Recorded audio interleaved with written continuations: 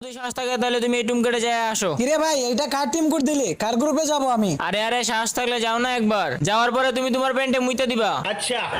হ্যাঁ ফ্রেন্ড মইতে দিব আমি। আচ্ছা ঠিক আছে দাঁড়া এখনই যাইতাছি। গাইস এখন আমরা এই টিম কোডে যাই, মর যাই দেখবো এই টিম কোডে কি আছে।